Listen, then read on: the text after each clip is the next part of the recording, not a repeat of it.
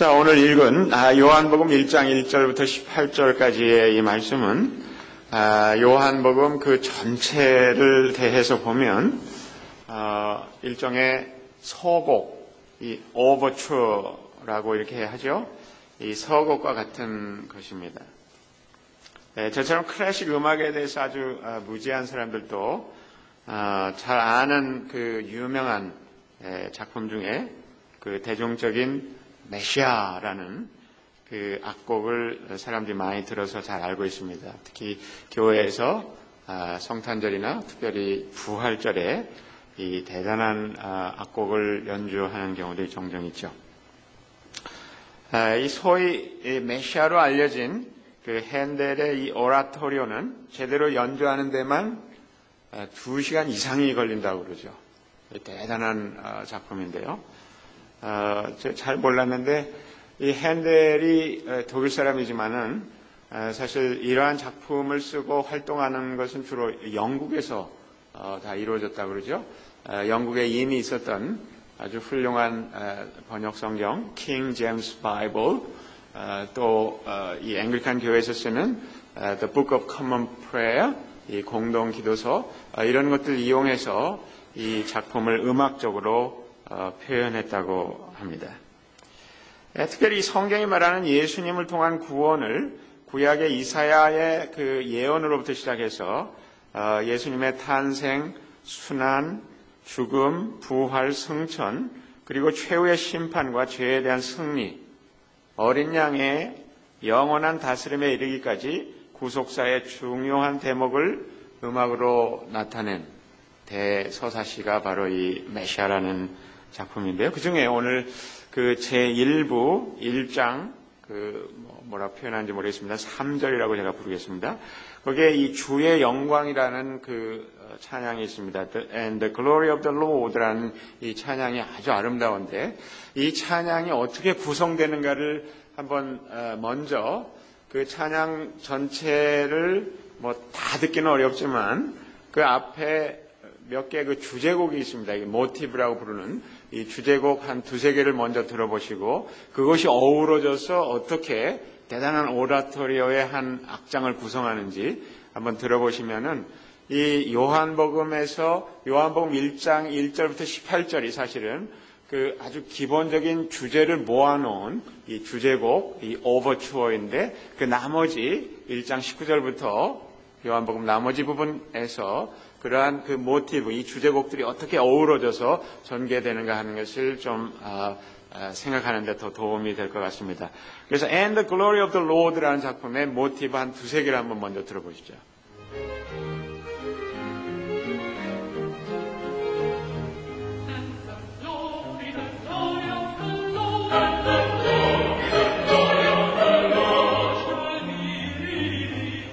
예, 이것이 하나의 그 모티브에 아주 아름답죠. 그 다음에 또 하나 들어보십시오.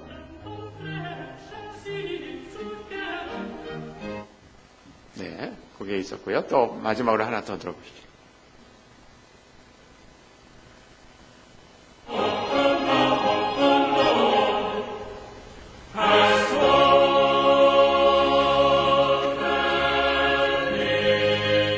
이제 핸델이 이 작품을 만들 때 이런 하나하나의 테마를 이제 모아서 막 섞어가지고 이제 연결시켜 나가는 거죠. 마치 우리가 무슨 글을 쓸 때도 에세이, 아주 긴 에세이를 쓰더라도 앞에 몇 가지 중요한 포인트를 자기가 알고 있으면 그걸 자꾸 불려 나가는 것처럼 음악도 똑같이 그렇게 되는 것 같습니다. 이제 이것이 이 거대한 그 심포니 오케스트라와 이 찬양대와 함께 어떻게 이렇게 진행되는지 비디오를 한번 보시겠습니다. 한 1-2분 정도 될 텐데요.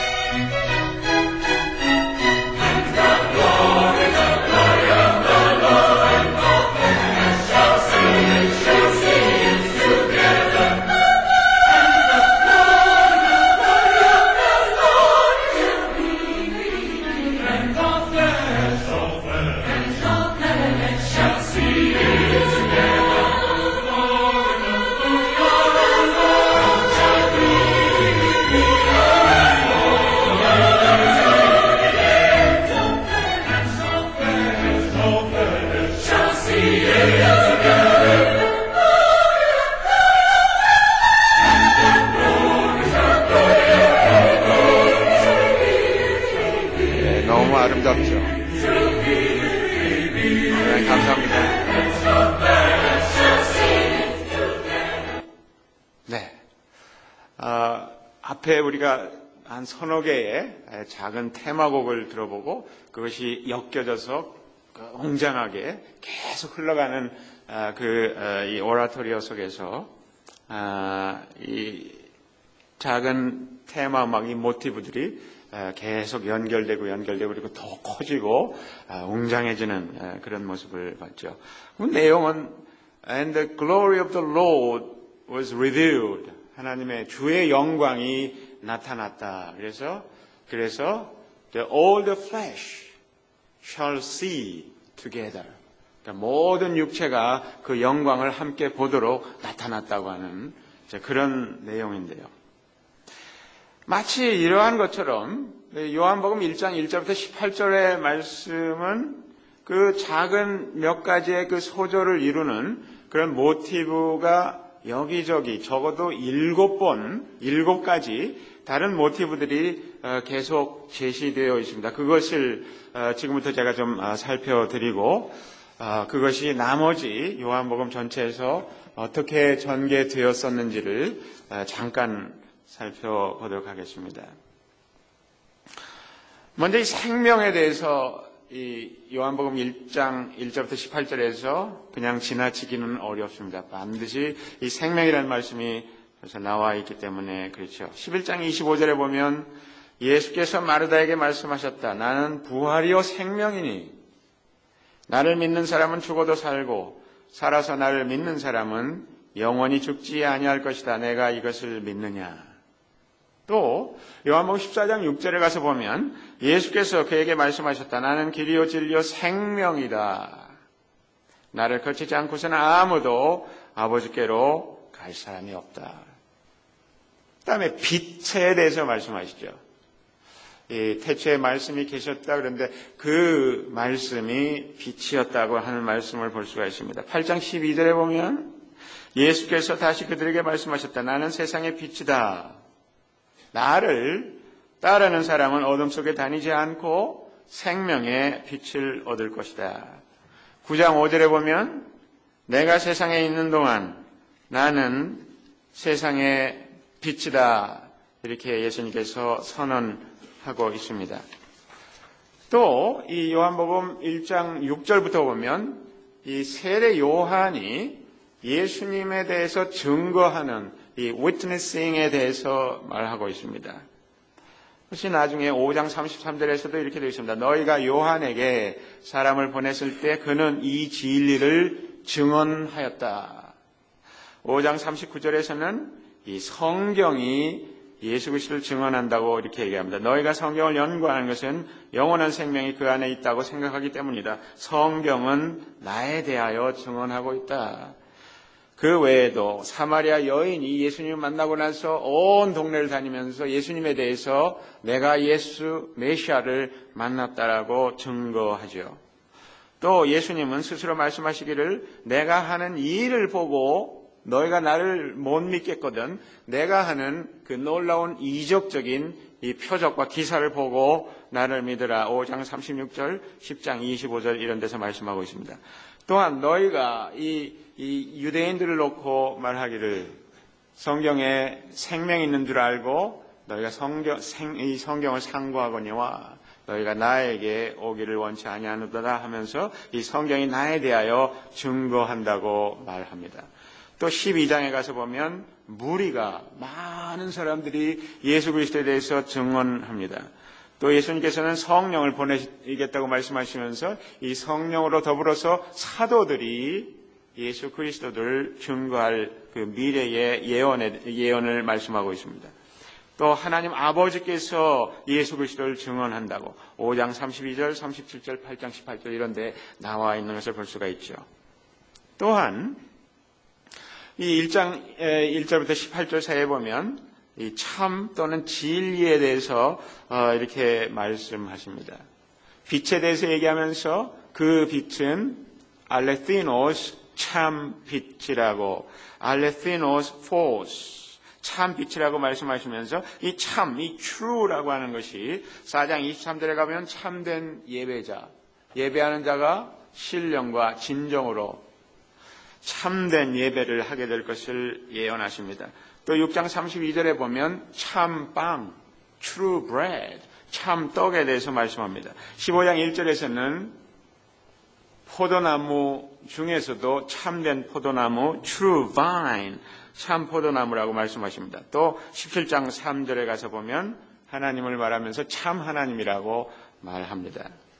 그다음에 이 진리 그 자체에 대해서는 8장 32절에 보면 그리고 너희는 진리를 알게 될 것이며 진리가 너희를 자유롭게 할 것이다. 그렇게 말씀하십니다. 또 14장 6절에 우리가 잘 아는 대로 예수님이 내가 곧 진리라고 이렇게 말씀하셨죠. 또 6절 이하에 보면 세상에 대해서 예수님께서 그 세상과 관련해서 예수님이 어떤 분인가를 읽어볼 수가 있죠.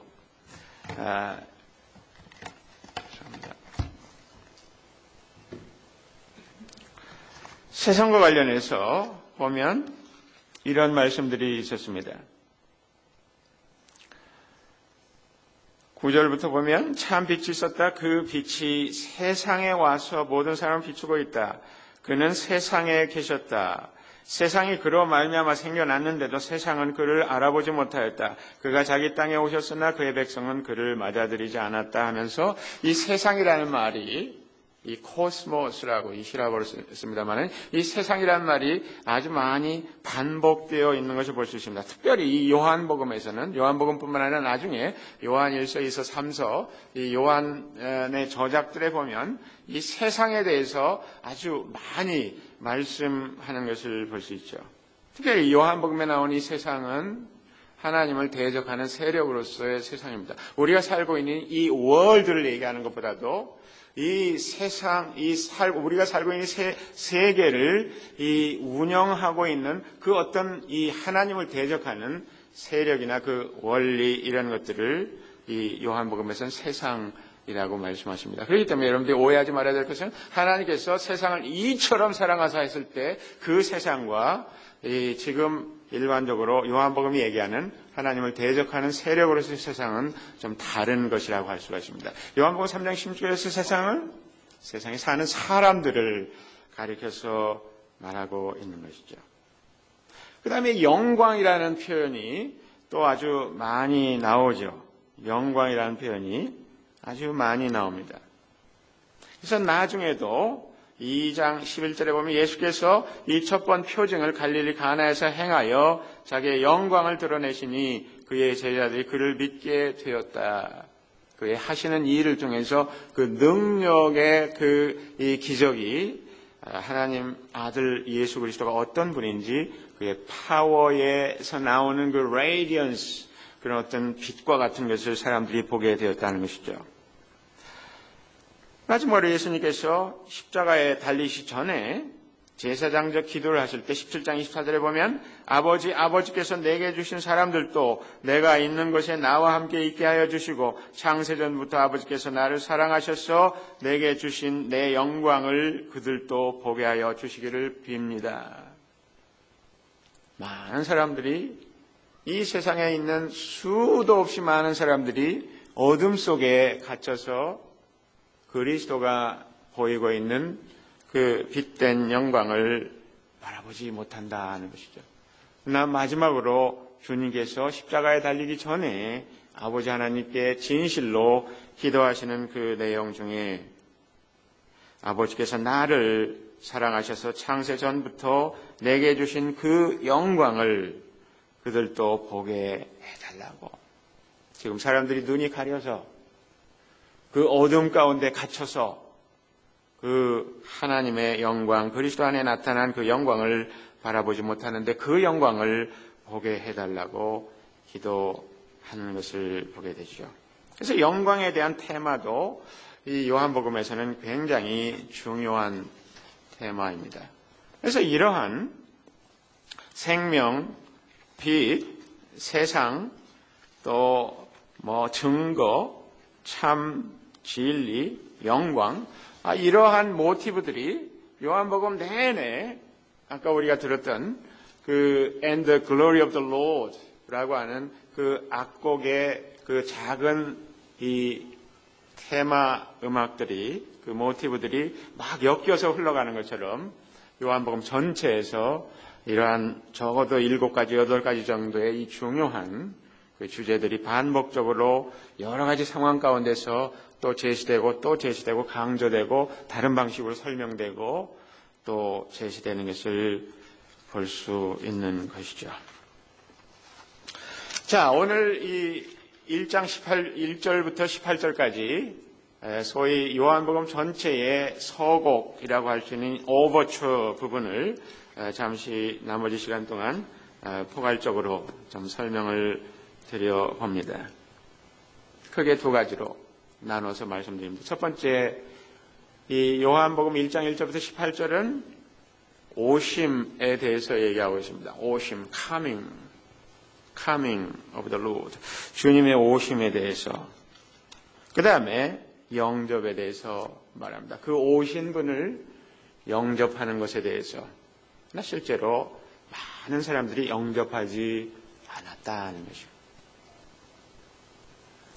자, 오심에 대해서 생각해 보는데 이것을 한 4가지 정도 질문을 가지고 생각해 봅니다. 첫 번째, 누가 오셨는가? 두 번째, 어떻게 오셨는가? 세 번째, 어디에 오셨는가? 네 번째, 누구에게 오셨는가? 그래서 이 4가지 질문을 가지고 한번 생각해 봅니다. 요한복음 1장 1절부터 5절까지 보면 우리가 지금 살펴보려고 하는 이 오심의 주체, 오셨다고 하는데 이 오신 분이 누구냐 하는 것을 잘 말씀하고 있습니다. 1장 1절부터 5절까지 말씀입니다. 태초에 말씀이 계셨다. 그 말씀은 하나님과 함께 계셨다. 그 말씀은 하나님이셨다. 그는 태초에 하나님과 함께 계셨다. 모든 것이 그로 말미암아 창조되었으니 그가 없이 창조된 것은 하나도 없다. 창조된 것은 그에게서 생명 얻었으니 그 생명은 사람의 빛이었다. 그 빛이 어둠 속에 비치니 어둠이 그를 이기지 못하였다. 요한복음 1장 1절의 말씀을 보면서 우리는 바로 잘 아시는 대로 창세기 1장 1절을 생각해내게 되어 있습니다. In the beginning, and arche. 태초에. 이것은 창세기 1장 1절, 이 성경이 처음 시작할 때 쓰여졌던 그 표현입니다. 태초에.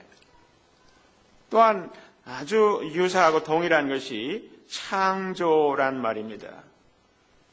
창세기 1장 1절에 태초에 하나님께서 천지를 창조하셨다 했습니다. 지금 우리는 요한복음 1장 1절에서 그와 같은 말씀이 반복되는 것처럼 느끼고 있습니다. 그러면 요한복음 1장 1절에서는 무엇을 말씀하고 있는 것입니까? 우리에게 오신 이 예수님이 어떤 분인가 하는 것을 말씀하시되 그저 마가복음에서 이 세례 요한에서 세례 요한이 광야에 나가서 주의 길을 예비하라, 주의 길을 그 첩경을 평탄케 하라 이렇게 외치는 그 세례 요한의 그 사역으로부터 시작하는 예수 그리스도의 첫 출현을 우리는 요한복음에서 아주 다른 모습으로 보게 되는 것이죠. 요한복음에서는 예수 그리스도가 단순히 유대인의 왕으로서만 오신 것이 아니라 마태복음 1장에서 얘기하는 것처럼 또는 유대 지방에 이제 새로운 이 영적 부흥운동을 일으키는 이 요한이 그 길을 제시하면서 진정한 선지자요, 진정한 왕이요, 진정한 제사장인 예수 그리스도가 오셨다고 하는 그것보다도 더 장구하고 더 웅장한 모습으로 인간이 상상할 수 없는 그 초월적인 가장 위대한 하나님의 말씀으로서 그분이 존재하셨고 그분이 하나님과 같이 교류하셨고 이제 그분이 창조하실 때에 아버지 하나님과 더불어서 온 세상을 창조하신 것처럼 그 첫 창조가 인간의 타락으로 말미암아서 이제 쇠락하고 이제 하나님의 영광을 보지도 못하고 어둠 속에 갇혀 있고 죄악으로 말미암아 모두 다 요한복음 3장 16절에 얘기하는 것처럼 멸망할 위기에 있을 때에 아버지 하나님께서 이 아들 예수 그리스도를 보내주셨다는 것입니다. 특별히 1장 1절부터 5절까지의 말씀을 보면서 우리는 여기에서 이 옛 창조, 처음 창조와 대조되는 새로운 창조의 출발로서 예수 그리스도의 출현을 보게 되는 것입니다. 이 예수 그리스도의 그 새로운 창조, 그것을 통해서 우리는 이제 4절 이후에 보는 것처럼 생명을 누리게 될 것입니다. 이 예수 그리스도를 모셔드린 사람들이 참 생명을 누리게 되었고 지금도 누리고 있고 앞으로도 그렇게 되는 사람들이 이 새로운 생명을 얻게 될 것입니다. 이 새 생명은 사람들을 어둠으로부터 이끌어내는 강한 그 장력이 있습니다. 이끌어내는 그러한 흡인력과 인력이 있는 것을 볼 수가 있습니다.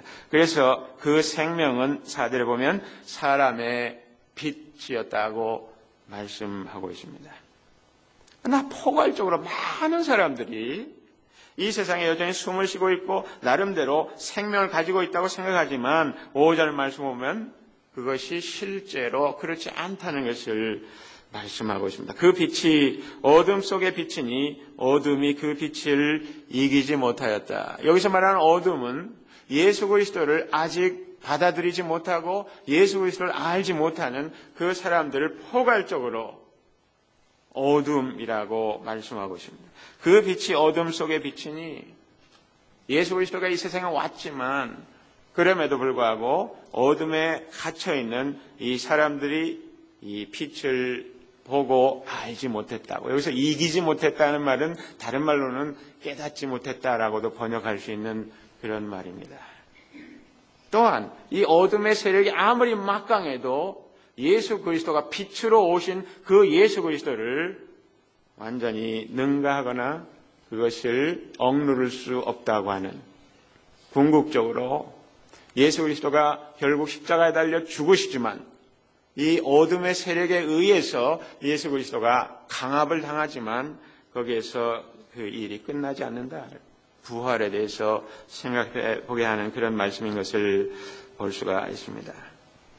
자, 이제 두 번째로 어떻게 오셨는가, 이 우리에게 오신 이 예수 그리스도가 어떻게 오셨는가에 대해서 살펴봅니다.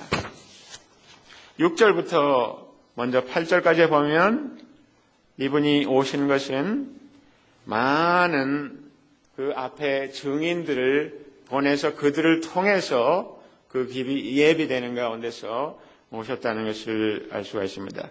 그 증인들 중에 마지막 증인으로서 이 세례 요한을 놓고 얘기하고 있습니다. 6절, 7절, 8절입니다. 하나님께서 보내신 사람이 있었다. 그 이름은 요한이었다.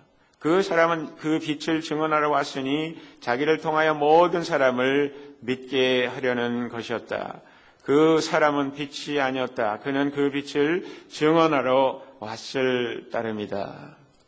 그래서 구체적으로 이 세례 요한이 와서 예수 그리스도의 이제 당도하신, 이제 막 도착하셔서 그 말씀을 증거하시고 구원 사역을 베푸실 그 상황에 대하여 15절에 보면 또 이렇게 되어 있습니다.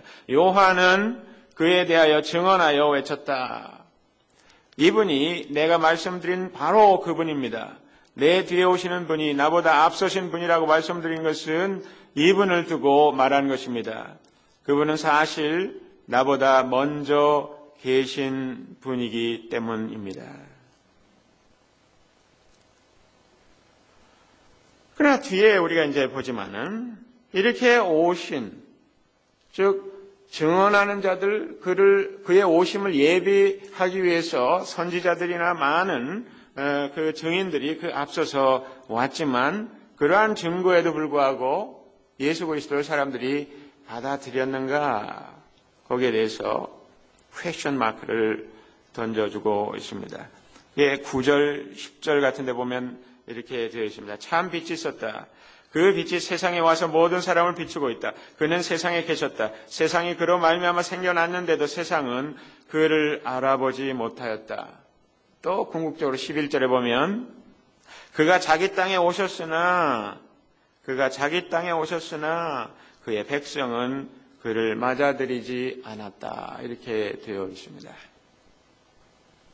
이것을 구약의 역사 속에서 구약의 백성들이 하나님이 그들에게 당도했지만 그럼에도 불구하고 받아들이지 아니했던 그 측면을 어떻게 쓰고 있는지를 한번 살펴봅니다. 예레미야서 7장에 보면 이런 말씀이 있습니다. 예레미야서 7장 21절부터 26절까지를 제가 한번 읽어보겠습니다. 예레미야 7장 21절부터 26절입니다. 나 만군의 주 이스라엘의 하나님이 말한다. 내가 너희에게 받고 싶은 것은 제사가 아니다. 너희가 번제는 다 태워 내게 바치고 다른 제물은 너희가 먹는다고 하지만 내가 허락할 터이니 번제든 무슨 제사든 고기는 다 너희들이 나 먹어라.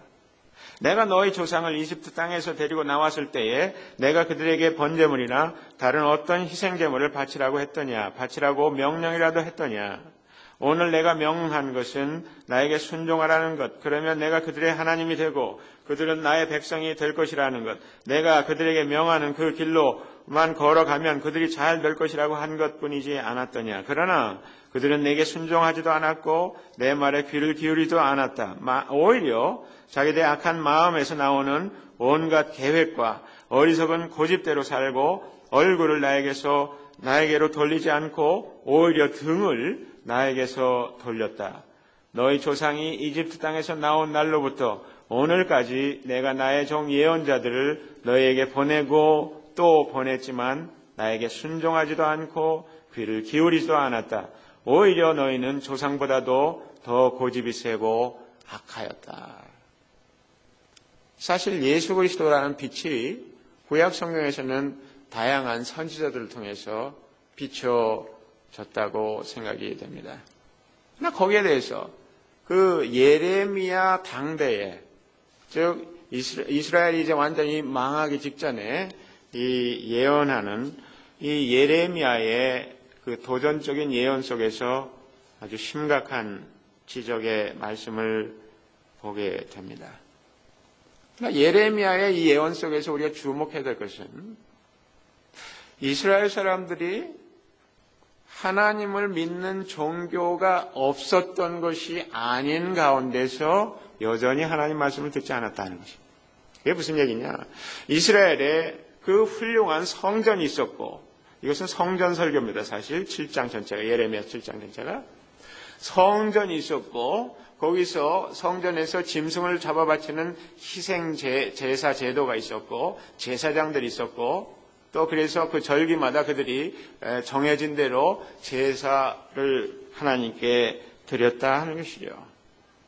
그러나 그럼에도 불구하고 내면적으로 보면, 영적으로 보면 그들이 전혀 하나님의 빛을 제대로 보지 못했다 하는 것입니다. 그래서 그 마지막 부분에서 이렇게 말씀하지 않습니까? 너희 조상이 이집트 땅에서 나온 날로부터 오늘까지 내가 나의 종 예언자들 너희에게 보내고 또 보냈지만 나에게 순종하지도 않고 귀를 기울이지도 않았다. 오히려 너희는 조상보다도 더 고집이 세고 악하였다. 사실 이 요한복음 1장 1절부터 18절은 그 뒤에 나오는 모든 되어진 일들, 2장부터 계속 이어지는, 21장까지 이어지는 그 모든 말씀을 다시 요약해서 쓰고 있는 것이기도 합니다. 그 얘기는 무슨 얘기냐면, 구약 시대에 이스라엘 백성들이 그들 나름대로의 종교, 즉 하나님을 믿는 종교 안에서도 불순종하고 말았던 것처럼 예수님이 친히 왔을 때에도 이 이스라엘에서 그 사람들이 예수 그리스도를 받아들이지 아니했다는 것입니다. 즉 이러한 말씀들은 우리 인간이 처해 있는 이 상태, 이 상실의 상태가 얼마나 심각한가 하는 것을 말씀하고 있습니다. 그래서 로마서 1장에서 사도 바울은 우리가 얼마만큼 상실되어 있는가 하는 것을 철저히 규명하고 있습니다. 이러한 말씀들 속에서 우리가 받아야 될 도전은 다른 것보다도 우리가 주일마다 이렇게 예배로 모여 있고 또 우리가 매일 성경을 한다고 성경을 펴서 또 역대상과 같이 잘 읽혀지지도 않는 그런 말씀을 열심히 읽기도 하고 또 기도 생활도 하고 이렇게 하겠습니다만은 그럼에도 불구하고 우리 아주 조심해야 될 것은 그러한 속에서 하나님의 빛을 보지 아니하고 보지 못하고 또 순종하지 아니하는 삶을 살아갈 수 있다 하는 것입니다. 그것은 대단히 두려운 도전, 대단히 두려운 우리에 대한 그 충격적인 도전의 말씀이 아닐 수가 없습니다. 우리가 사도신경을 해서 온전히 신학적으로 우리의 신앙을 고백하고 또 매주 이렇게 모여서 예배를 드릴지라도 예레미야가 지적했던 것처럼 너희 조상이 이집트 땅에서 나온 날로부터 오늘까지 내가 나의 종 예언자들 너에게 보내고 또 보냈지만 설교를 듣고 또 들었지만 매일 성경의 말씀을 또 보고 또 보았지만 그렇게 적용할 수 있지 않겠습니까? 나에게 순종하지도 않고 귀를 기울이지도 않았다. 오히려 너희는 조상보다도 더 고집이 세고 악하였다. 라는 무서운 책망을 받을 수도 있다는 것이죠. 예수 그리스도는 이 증언자들을 통해서만 소개되시고 오신 것이 아니라 근본적으로 이제 자기 자신이 오시는 것을 이 14절의 말씀을 통해서 볼 수 있습니다. 그 말씀은 육신이 되어 우리 가운데 사셨다. 우리는 그의 영광을 보았다. 그것은 아버지께서 주신 외아들의 영광이었다. 그는 은혜와 진리가 충만하였다. 우리는 모두 그의 충만함에서 선물을 받고 은혜를 더하여 받았다. 특별히 14절의 그 첫 부분, 그 말씀은 이 번역하기가 굉장히 까다로운 그런 말씀입니다. 그 말씀은 육신이 되어 우리 가운데 사셨다. 그냥 우리 성육신이라고 이렇게 예수님이 이제 하나님과 더불어서 태초부터 온 인류가 온 세상이 존재하기도 전에 아버지 하나님과 더불어 로고스로서 이렇게 계셨던 이분이 이제 사람의 그 육신으로 화신되셔서 이 성육하셔서 우리 가운데 사셨다 하는 이 말씀이요. 한 단어, 아주 특별한 단어로 되어 있습니다. 그것은 뭐냐면 이 히브리어로는 쉐키나라는 그 말입니다. 즉, 이 하나님의 영광을 얘기할 때 그 쉐키나라는 말을 쓰죠. 근데 그것을 히라버로 그대로 옮겨서 스케노라는 동사를 쓰고 있죠. 그 말은 무슨 말인가 하면 이 장막이란 말이에요. 그 이스라엘 백성들이 그 광야에 있을 때 어떻게 해요? 하나님을 모시는 이 언약궤를 모시는 이 텐트가 거대한 텐트가 있었죠, 그죠? 그 텐트가 이 성막, 장막 이렇게 부르는 것인데요. 바로 그 말을 쓰고 있어요. 그래서 이 NIV 같은 데서는 tabernacled among us, 우리 가운데 이제 장막을 치셨다고. 여기에는 여러 가지 의미가 있습니다. 특별히 바로 2장에 가서 보는 예수님께서 이제 성전에 대해서 도전적으로 말씀하시는 그 장면과 연관이 되기도 하죠. 이스라엘 백성의 철저한 이 실패는 성전 제사에 있었습니다.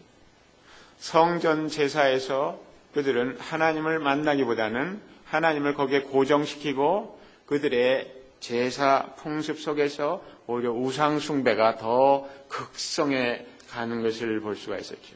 그래서 예수 그리스도의 이 공생의 사역의 아주 중요한 측면 중에 하나가 뭐냐면 이 성전을 무시하는 것입니다. 사실 성전을 떠난 새로운 종류의 예배. 그래서 4장에 가서 보면 예수 그리스도와 더불어서 신령과 진정으로 예배하는 것에 대해서 얘기하는데 그 신령과 진정으로 예배하는 것의 가장 핵심적인 내용이 뭐냐면 이 예수 그리스도를 모셔드려서 그분 안에 들어가서 그분과 더불어 사는 것이 참 예배라는 것이죠. 좀 이해가 안 되는 분들도 있을지 모릅니다. 참 예배라는 게 뭐냐? 참된 예배가 뭐냐? 예배당에 들어와 앉아 있고 찬양을 부르고 기도하고 설교를 듣고 이것이 우리가 공동으로 예배하는 하나의 중요한 방식이죠. 그러나 그 모든 것 가운데서 찬양을 하고 기도를 하고 성경을 읽고 설교를 듣고 그럴지라도 내 안에 예수 그리스도가 없고 내가 예수 그리스도 안에 들어가 있지 않다면 이것은 예배가 아니라는 것입니다. 예수 그리스도가 없다면 그것은 우리에게 참 예배가 될 수 없다는 것입니다. 그런 의미에서 예수 그리스도는 성전으로 오셨습니다. 이제 지금까지 있었던 그 성전이 없어지고 사실 성전이 결국은 없어지고 말았죠. 완전히 예수 그리스도의 십자가가 달려 죽으실 때에 성전에 그 성소와 지성소를 가르는 그 아주 탄탄하게 만들어진 이 중간을 가르는 그 커튼이 위에서 아래로 쫙 갈라지는 놀라운 일이 발생했습니다. 그 후에 결국 예수님께서 말씀하신 대로 AD 70년에 로마 사람들이 들어와서 이 7대의 이 성전을 완전히 파멸시키고 말았던 것을 볼 수가 있죠. 그것은 하나님의 계획이었습니다. 하나님의 뜻 가운데서 그렇게 된 것이죠. 우리에게 있는 유일한 성전은 바로 예수 그리스도께서 이 성전을 헐라 2장에서 말씀하신 것처럼 내가 3일 만에 이 성전을 다시 일으키리라 하신 것처럼 자기 자신이 이게 성전이 되는 것을 볼 수가 있습니다. 그렇기 때문에 사도 바울이 고린도전서 이 3장 같은 데서 보면 바로 이 성전이 바로 예수 그리스도의 그 몸 자체라는 것, 그것을 알 수가 있습니다. 예수 그리스도는 우리로 하여금 참된 예배, 하나님과 진정한 관계 회복을 위해서 우리에게 오신 것을 알 수가 있습니다. 그분의 임재, 그분의 오심 가운데서 우리는 은혜와 진리를 충만하게 보게 됩니다. 어디에서 그 은혜와 진리가 나타납니까? 예수 그리스도의 말씀 속에서, 예수 그리스도의 일거수일투족 그 행실 가운데서 발견되는 것을 볼 수가 있습니다. 말씀의 진리가 충만한 것처럼 그분의 행실 속에서, 특별히 요한복음 13장 1절 이후에 보면 어떻게 해요? 유다가 이제 예수 그리스도를 팔려는 마음이 사탄을 통해서 그 마음속에 들어가 있는 가운데서도 예수께서는 자기 사람들 사랑하시되 끝까지 사랑하시니라 이렇게 말씀하시는 걸 볼 수 있습니다. 그것이 바로 진리로서 말씀하신 이 예수 그리스도께서 은혜로서 끝까지 놓치지 않고 한 사람도 놓치지 않으려고 하는 그분의 은혜의 이 사랑의 인자의 충만한 모습인 것을 볼 수가 있습니다. 여러분께서 이 요한복음의 나머지 부분을 세밀하게 읽어보면 보실수록 예수 그리스도 안에서 이 은혜와 이 진리가 충만한 것을 보고 또 볼 수 있을 것입니다. 예수 그리스도의 오심은 모세의 온 것과 근본적으로 다른 점이 있었습니다.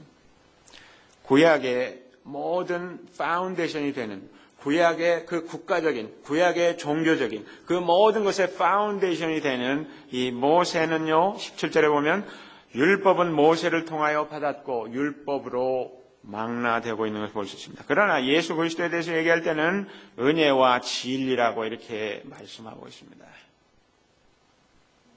옛 언약 가운데서 모세를 통하여 받은 그 율법이 사람 안에 있는 죄악을 드러내게 되었다면 새 언약 가운데서 예수 그리스도는 이 드러난 죄악을 온전히 그 육신을 통해서 그 흘리신 보혈을 통해서 씻어내시는 그 놀라운 은총의 사역을 볼 수가 있습니다. 18절이 그래서 일찍이 하나님을 본 사람은 아무도 없다. 아버지의 품속에 계신 외아들이신 하나님께서 하나님을 알려주셨다. 하나님께서 이 세상의 빛으로 비추시지만 어둠 가운데 있었던 이 세상이 거기에 대해서 전혀 아랑곳하지 아니하고 그 빛으로 오신 그 하나님에 대해서 반응이 없었을 때 마지막으로 그의 아들 예수 그리스도께서 친히 오셔서 결국 우리의 삶 속에서 그 빛을 그의 십자가의 죽음을 통해서 최종적으로 드러내셨다는 것을 볼 수가 있는 것이죠. 마지막으로 어디에 오셨는가? 누구에게 오셨는가? 간단하게 말씀드려봅니다. 어디에 오셨는가? 세상에 오셨습니다. 하나님을 무시하고 하나님에게 반역하고 이 세상을 창조하셨던 그 아버지, 그 주인에 대해서 함부로 하는 이 세상에 오셨다고요. 9절, 10절, 11절입니다. 참 빛이 있었다. 그 빛이 이 세상에 와서 모든 사람을 비추고 있다. 그는 세상에 계셨다. 세상이 그로 말미암아 생겨났는데도 세상은 그를 알아보지 못하였다. 이것이 상실된 인간의 모습입니다. 누구에게 오셨느냐고요? 같은 얘기입니다. 참 빛이 있었다. 그 빛이 세상에 와서 모든 사람을 비추고 있다. 그는 세상에 계셨다. 세상이 그로 말미암아 생겨났는데도 세상은 그를 알아보지 못하였다. 그가 자기 땅에 오셨으나 임자 대신 주인 대신 그분 스스로 만드시고 가꾸시고 이렇게 아름답게 하신 그 세상에 오셨으나 그 세상에 있는 그의 백성들은 그를 맞아들이지 않았다고 말씀하고 있죠.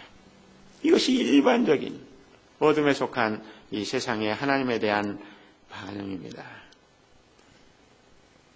그러나 아주 큰 희소식이 있으니 그것은 12절, 13절에서 얘기하는 이 영접의 놀라운 기적적인 일들이 일어난다고 하는 것입니다.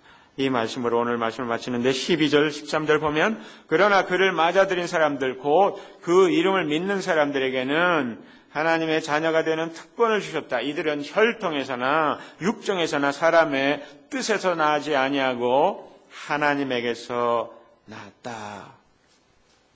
요한복음은 이렇게 하나님의 독생하신 아들, 아버지 하나님과 관계를 갖되 그와 같은 관계는 유일한 이 독생하신 아들, 독생자 예수님을 영접하는 사람들과 영접하지 않는 사람들에 대해서 기록하고 있습니다. 그래서 사실 요한복음 1장부터 12장까지는 예수님을 영접하지 않는 다양한 종류의 사람들에 대해서 얘기합니다. 영접하지 않는 여러 가지 핑계에 대해서, 영접하지 않는 상황 가운데서 어떤 갈등을 일으키고 어떤 도전을 하고 어떻게 하나님 앞에서 예수 그리스도 앞에서 어거지를 쓰는가 하는 것을 1장부터 12장까지 보여주죠. 물론 사이사이에 예수 그리스도를 그래도 영접하는 아주 소수의 사람들이 하나 둘 이렇게 나타나는 것을 볼 수가 있습니다.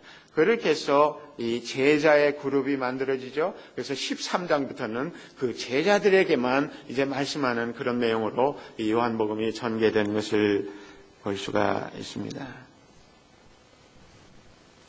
그래서 그러나 그를 맞아들인 사람들, 곧 그 이름을 믿는 사람들에게는, 여기서 우리는 믿는다는 것이 무엇을 의미하는지를 알 수가 있습니다. 믿는다고 하는 것은 내가 지적으로 I believe so, 그게 아닙니다.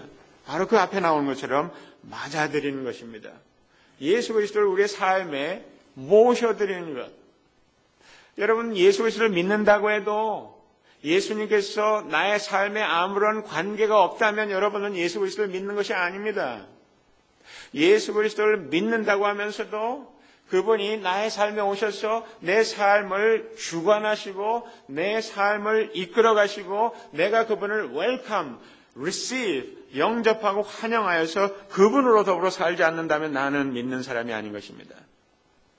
특별히 요한복음에서는 믿음이 어떤 것인지를 아주 잘 얘기합니다. 그래서 여러분들이 혹시 이 믿음에 대해서 아직도 가물가물하신 분들 이 요한복음 이 강해를 통해서 잘 한번 정리하실 수 있으면 좋겠습니다. 그래서 이 요한복음에서는 believe in and believe that 이 두 가지를 같이 얘기하죠. 즉 예수 그리스도에 대한 인격적인 신앙과 예수 그리스도에 대한 이 내용적 이 신앙에 대해서 아주 잘 말씀하고 있습니다.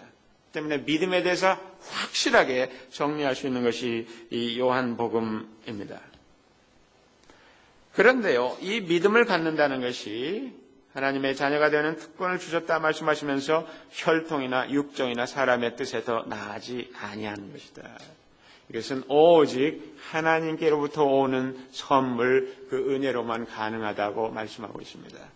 여러분들이 신앙을 진심으로, 진실로 신앙을 갖고 계시다면 이러한 것의 이 주장이 어떤 것인지 정확하게 이미 잘 알고 있을 것입니다. 예수 그리스도는 가계를 통해서 이어지지 아니합니다. 아버지가, 부모가 믿는다고 해서 자녀가 자동적으로 믿는 거 아닙니다. 물론 부모는 최선을 다해서 이 자녀들이 믿음을 가질 수 있도록 그 환경을 만들어주고 그들 안에 성령의 역사가 일어나서 그들이 예수 그리스도를 모셔드릴 수 있도록 기도해야 되죠. 우리 부모가 하는 일이 그 일일 것입니다. 그 아이들에게 막대기를 들어서 또 훈계를 해서 예수 그리스도를 받아들일 수 없을 것입니다. 이것은 성령으로만 예수 그리스도의 복음 진리를 받아들이는 것으로만 가능한 것이기 때문에 그렇습니다. 혈통에서 또 육정이나 사람의 뜻에서 나는 것, 이 자연적 탄생과 이 natural birth와 spiritual birth가 이와 같이 다른 것을 분명히 얘기합니다. 여기에 대해서 아주 자세히 예수님은 니고데모를 만나서 3장에서 아주 자세히 말씀하는 것을 들을 수 있죠. 기대하십시오. 여러분, 예수 그리스도를 영접하셨습니까? 그것은 하나님께로서 온 그 은혜입니다.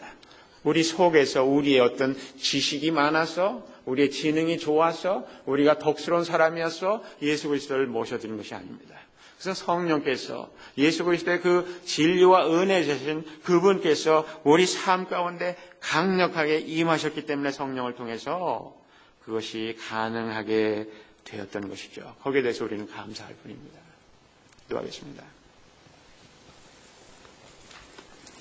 아버지 하나님, 주께서 우리를 도우셔서 이미 우리에게 거부할 수 없는 분명한 빛으로 또 수많은 증언자들 통해서 증언되며 이제 마지막 날에 당신의 아들 예수 그리스도가 친히 우리에게 오셔서 육신으로 우리 가운데 거하시며 영광을 보여주시기까지 하셨는데, 아버지 하나님이여, 세상은 여전히 어둠 가운데 처해 있으며 또 이 어둠에 갇혀있는 상실의 모습을 보여주고 있습니다. 아버지 하나님의 이 세상을 향하여서 우리가 불쌍히 여기는 마음을 예수 그리스도와 더불어 품게 하시고, 아버지 하나님의 세상에 나아가서 주의 성령을 통하여서 주의 말씀을 능력 있게 증거함으로 하나님께서 예비한 자들을 다 하나님께 이끌어낼 수 있도록 우리를 도와주시길 간절히 바랍니다. 특별히 우리 가운데 아직 믿음이 부족하여서 믿음의 문제로 혼란 속에 있는 분들을 주님께서 불쌍히 여겨주시고 또 이 말씀을 통해서 하나님의 뜻을 잘 이해하고 주님을 온전히 영접하는 놀라운 은혜의 경험을 할 수 있도록 주께서 도와주옵소서. 주 예수 그리스도의 이름으로 간절히 기도합니다. 아멘.